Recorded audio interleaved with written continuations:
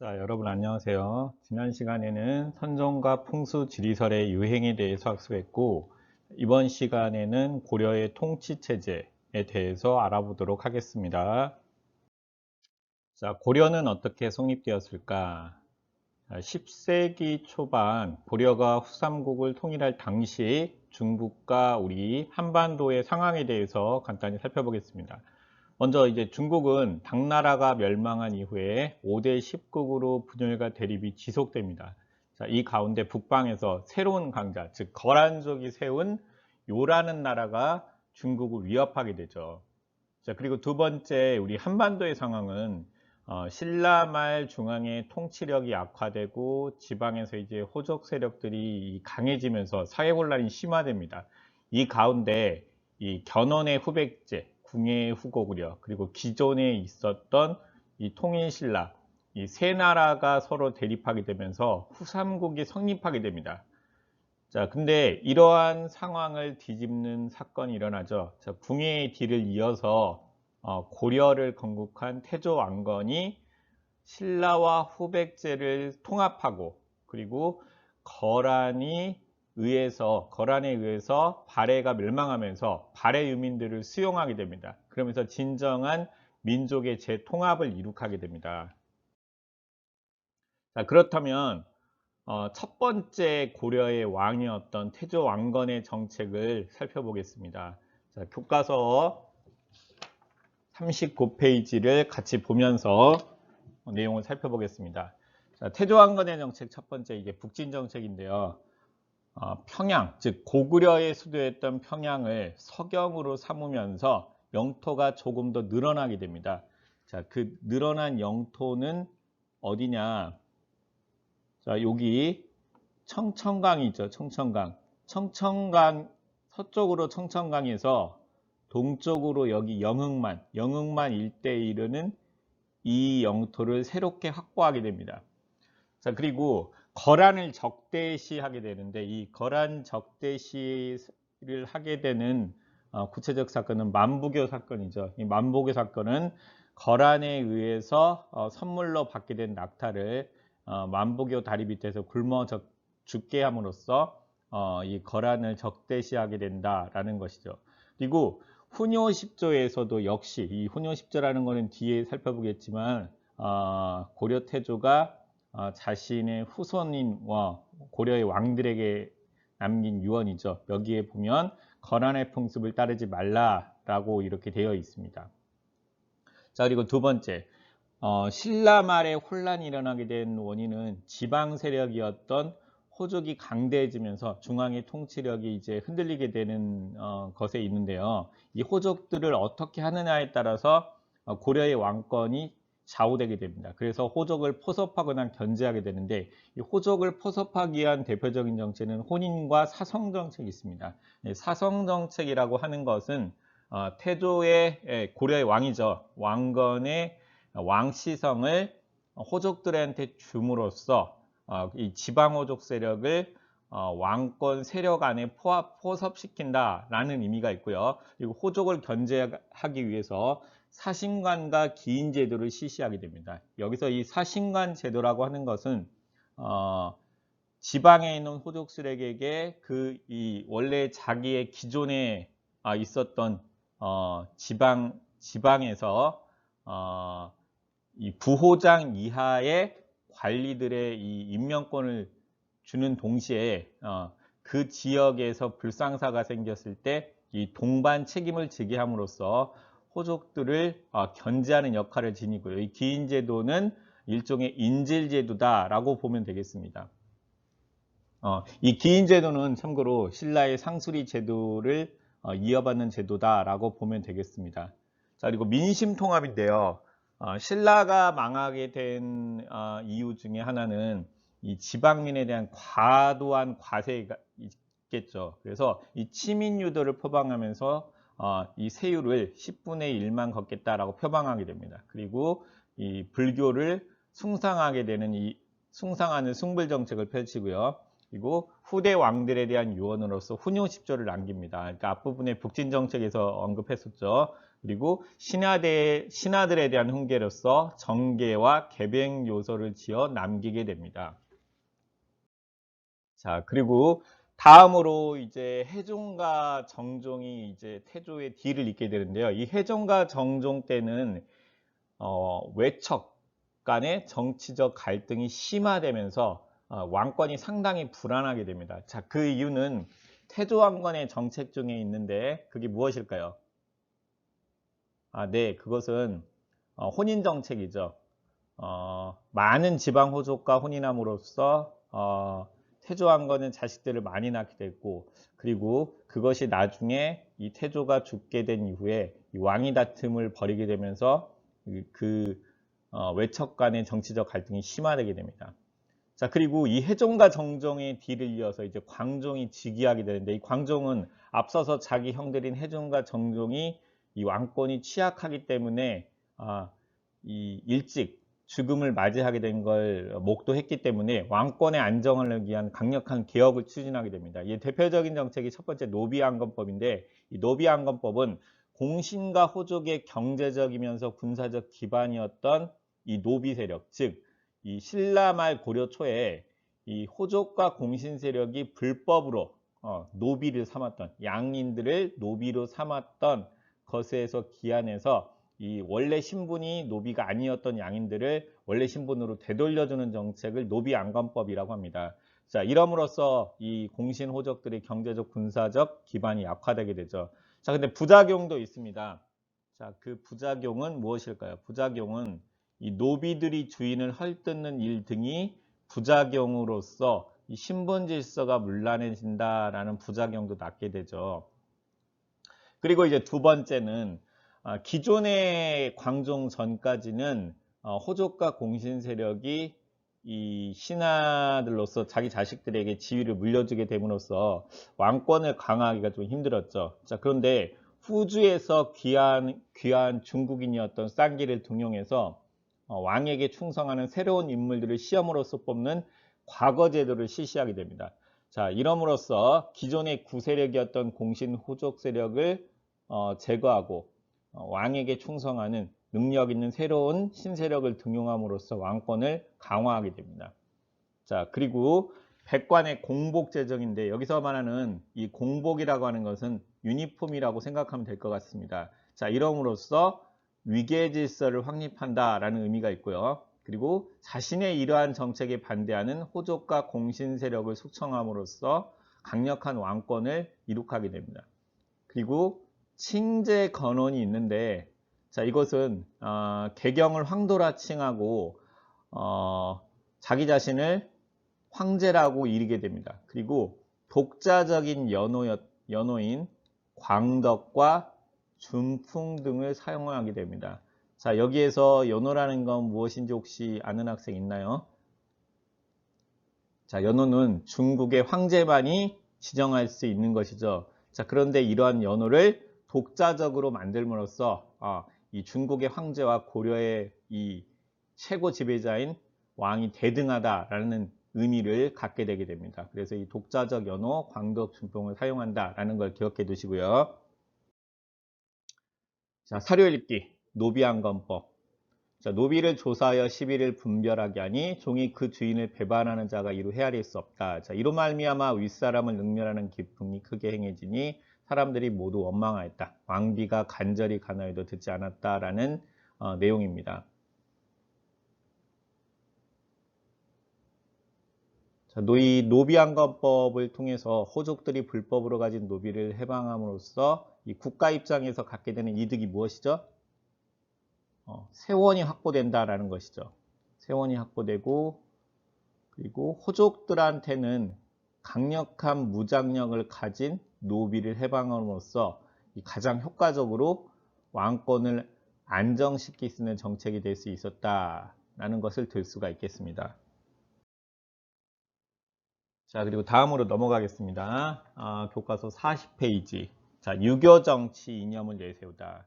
자, 이 성종의 정책인데, 이 성종이 광종의 뒤를 이어서 즉위하였을 당시에 신하들에게 이 정책의 건의사항을 받아들이게 됩니다. 그 중에서 이 최승로의 시무 28조는 여러분 꼭 기억을 해두세요. 자, 이 시무 28조는 28개 국가 정책에 대한 건의사항인데 이 고려사절료의 기록을 보면 불교를 행하는 것, 자, 불교를 행하는 것은 몸을 닦는 근본이고 유교를 행하는 것은 나라를 다스리는 근본이다. 자, 그런데 몸을 닦는 것은 다음 생을 위한 것이고 나라를 다스리는 것은 지금에 할 일이다. 자, 그러니까 어떤 게 더 중요하다? 그렇죠. 유교가 불교보다 더 중요하다. 즉, 불교가 중요하지 않다는 얘기는 아닙니다. 자, 이 점에 있어서 조선하고 약간 차이가 나죠. 그래서 이 시무 28조의 주요 내용을 여러분들이 꼭 기억해 두세요. 첫 번째는 유교적 통치 이념을 강조한다라는 것이고, 그리고 지방을 통제하기 위해서 중앙에서 지방간을 파견한다. 그리고 지나친 불교 행사를 억제하라. 그리고 광종 때에 약화되었던 공신과 호족 세력들의 자손의 처우를 개선해라. 그리고 중국의 문화를 받아들이는 거 좋다. 자, 그러나 조건이 있습니다. 자, 무엇이냐? 중국의 문화를 받아들이되 맹목적인 수용을 한다라는 것입니다. 그러니까 문화를 주체적으로 수용하고 굳이 우리나라에 좋은 어떤 문화적 내용이 있다면 중국에서 받아들일 필요는 없다. 그걸 바꿀 필요는 없다라는 거죠. 그리고 불교 행사를 폐지하게 됩니다. 대표적인 게 이제 팔간회하고 연등회가 있습니다. 그리고 유학교육을 진흥하기 위해서 국립대학인 국자감을 설치하고 과거제를 정비하고 지방에는 경학박사를 파견하게 됩니다. 그리고 중앙의 통치기구도 개편하는데 이 중국의 제도를 본따고 독자적인 기구를 만들게 되며 지방의 통치기구도 정비하게 되는데 이 12목을 설치하는 게 그 내용이 되겠습니다. 자, 이런 내용들이 이 성종의 정책이 되겠고요. 자, 이제 40페이지 중앙의 정치제도를 조금 자세하게 살펴보겠습니다. 자, 여기에서 여러분들이 특징, 고려 중앙정치제도의 특징에 대해서 기억해 두는데요. 먼저 중국 당나라와 송나라의 제도를 수용하였다. 자, 그리고 독자적인 기구를 설치하였다. 이 두 개를 알아두세요. 자, 이 두 특징을 고려의 중앙정치제도에서 여러분들이 찾을 수 있어야 되겠습니다. 여기 선생님이 표시를 해놨는데, 먼저 첫 번째, 이성육부를 살펴볼 텐데요. 이 이성육부는 중국 당나라의 제도를 본따서 만들게 됩니다. 자, 근데 약간의 차이점이 있어요. 중국은 삼성제도인데 고려는 이것을 두 성을 하나로 합해서 즉 중서문화성과 상서성 즉 이성으로 만들게 되죠. 그래서 이 중서문화성의 역할은 국가의 정책을 계획하고 결정하는 역할을 하고요. 상서성 밑에는 육부가 있습니다. 이 육부는 이호, 예병, 형, 공부 이 육부인데요. 실제적으로 중서문화성에서 계획하고 결정한 것을 집행하는 집행기구의 역할을 합니다. 자, 그리고 이 중추원인데요. 이 중추원은 국왕의 명령을 전달하는 기구고요. 그리고 어사대는 관리 감찰 기구인데 신라의 사정부를 이어받았다라고 하면 될 것 같고요. 조선에서 이와 같은 역할을 하는 기구는 미리 살펴보자면 조선에는 사헌부가 있습니다. 자, 그리고 삼사는 화폐와 곡식을 출납하는 회계 업무를 합니다. 여기 출납이라고 되어 있는데 이게 못합니다. 그리고 회의기구로서 이 중서문화성과 중추원의 고위 관료들이 모여서 국가 정책을 논의하는 도병마사와 식목도감이 있습니다. 도병마사에서는 주로 국방 문제, 즉 군사 문제를 다루고요. 식목도감은 국왕의 명령과 국가의 정책을 법으로 정하는 일을 하였습니다. 자, 그럼 여기서 다시 앞으로 돌아가서 아까 고려의 중앙정치제도는 중국의 제도를 수용하였다고 했죠. 중국의 제도. 자, 그 중국의 제도가 무엇이냐. 여기 노란색으로 동그라미 표시를 해놨죠. 이성, 그리고 육부, 그리고 중추원, 삼사가 있습니다. 그리고 고려의 독자적인 기구는 여기 빨간색 동그라미, 도병마사하고 식목도감이 있죠. 자, 요거를 기억을 해두세요. 자, 그리고 지방행정 조직을 살펴보겠습니다. 이 지방행정 조직은 여러분 지도를 같이 봐둘까요? 야, 지도를 여러분들이 보면 크게 고려는 3개 구역으로 나누게 됩니다. 먼저 수도인 개경과 가까운 지역을 무엇이라고 하냐? 경기. 지금의 경기도죠. 그리고 국경 지역에 해당하는 북계, 그리고 동계, 즉 이것을 양계 지역이라고 합니다. 양계. 그리고 나머지 서해도, 교주도, 양광도, 경상도, 전라도에 해당하는 5도, 즉 3개 구역으로 크게 나눠놨죠. 자, 그 중에서 이 양계를 조금 자세하게 살펴보면 양계는 관리하기 위해서 병마사라는 관리를 파견하고, 지금의 도지사죠. 그리고 5도에는 안찰사라는 관리를 파견하게 됩니다. 그리고 이 5도 밑에 이 부목, 군현 크기에 따라서 행정구역을 편성하고 이것을 관리하기 위해서 수령, 즉 지방 관리를 파견하게 됩니다. 그리고 삼경이 있는데 이 삼경은 3개 서울, 즉 수도인 개경, 그리고 북진정책의 주요 전진기지로서 옛 고구려의 수도였던 평양의 서경, 그리고 신라의 수도였던 경주의 동경이 있는데요. 좀 시간이 지나면 이 동경 대신 한양, 지금의 서울이죠. 대한민국에서 서울, 한양의 남경을 추가하게 돼서 삼경체제를 이루게 됩니다. 그렇다면 여기 3번째 특수행정구역 향부곡소는 무엇이냐? 이 향부곡소는 일반적인 행정구역, 즉 부목군현하고 약간 다르게 이 특별하게 관리되는 구역이며 이 지역에 사는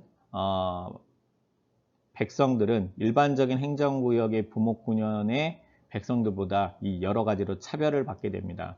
그럼 여기에서 이 조선의 지방행정과, 여러분 조선의 지방행정구역을 지금 배우진 않았지만 혹시 중학교 때 배웠다면 요거 기억해 둘까요? 차이점 4가지인데, 먼저 첫 번째는 중앙집권이 불완전하다라는 거고, 두 번째는 행정구역이 이원화되어 있다, 그리고 세 번째는 특수행정구역이 존재한다, 네 번째는 향리세력이 강하다. 자, 우리가 앞에서 배운 내용을 가지고 요거 설명할 수 있을까요? 자, 무엇인지. 자, 중앙집권이 불완전하다라는 내용이 뭐냐면, 이 지방을, 앞에서 말한 이제 지방행정구역 있죠. 양계나 5도 지역, 이 지방을 관리하기 위해서 이제 지방 관리를 파견하게 되는데, 이 고려 말까지 보면 모든 행정구역이 지방관을 다 파견할 수 없었습니다. 그렇다면 이 지방관이 파견되지 않은 행정구역은 누가 다스릴까요? 원래 그 지역이 제지 세력이었던 이 지방 호족 세력들이 다스리게 되겠죠. 따라서 이걸 일으켜서 우리가 중앙집권이 불완전하다라고 얘기하는데, 조선이 되면 모든 행정구역의 지방관을 100% 파견하게 됩니다. 이게 이제 약간 다르다는 거죠. 그리고 행정구역이 이원화되어 있다라는 건데, 이것은 무엇일까요? 이건 뭐냐면, 이 조선 같은 경우에는 이 고려처럼 5도 양계가 아니라 모든 지방을 이제 8도 체제로 만들게 됩니다. 그래서 이걸 가지켜서 우리가 이원화되어 있다, 고려는 이렇게 가리키고요. 그 특수행정구역의 존재는 고려의 향부곡소가 조선시대가 되면 일반 행정구역으로 편입되게 됩니다. 그래서 이게 이제 다르다는 거고요. 그리고 향리 세력이 강하다라는 것은 아까 이제 첫 번째 중앙집권의 불완전하고 연관되어 있는데요. 모든 구역에 이제 지방관이 파견되지 않았기 때문에 상대적으로 그것을 관리하기 위해서 이 지방의 세력인 향리들이 강합니다. 그러나 조선에서는 이 향리들의 세력이 이제 약화되게 되죠. 그래서 이게 이제 조선의 지방 행정구역의 특징하고 비교해 봤을 때 약간 이제 차이점이 난다라는 건데, 이것도 기억을 해 두세요. 자, 그러면 이제 정리해 볼까요? 역량 키우기. 여러분들이 아는 용어에다 같이 체크를 표시해 보세요. 자, 내용은 이렇게 되어 있습니다. 자, 그리고 다음 물음에 답해 보자. 최승로가 성종에게 올린 국가정책에 관한 건의서가 무엇일까요? 자, 중요하다고 했었죠. 네, 시무 28조에서 주장한 내용들이 무엇인지 다시 한번 교과서와 선생님 강의 앞의 내용을 통해서 여러분 확인하세요. 자, 그리고 마지막 문제. 고려가 신라에 비해 발전된 사회라고 말씀하는 근거는 무엇일까요? 자, 예시 답 하나 볼까요?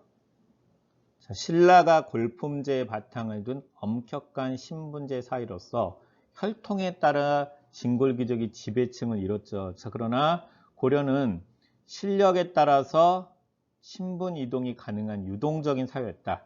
즉 그걸 무엇을 통해 알 수 있느냐? 과거제도죠. 이 과거제도. 요거 기억해 두고요. 그래서 이 과거를 통해서 관직에 진출한 관료가 지배층을 이루는 관료사회였다. 그리고 신라 시대에는 수도를 중심으로 한 경주를 중심으로 중앙문화가 발달했는데 고려 시대에는 각 지역을 중심으로 지방문화가 크게 발전함으로써 중앙과 지방이 고르게 발전하였다라는 것을 통해서 이 고려가 신라보다 조금 더 발전된 사회였다라고 들 수 있을 것 같습니다. 자, 이상으로 본 수업을 마치겠고요. 수고하셨습니다.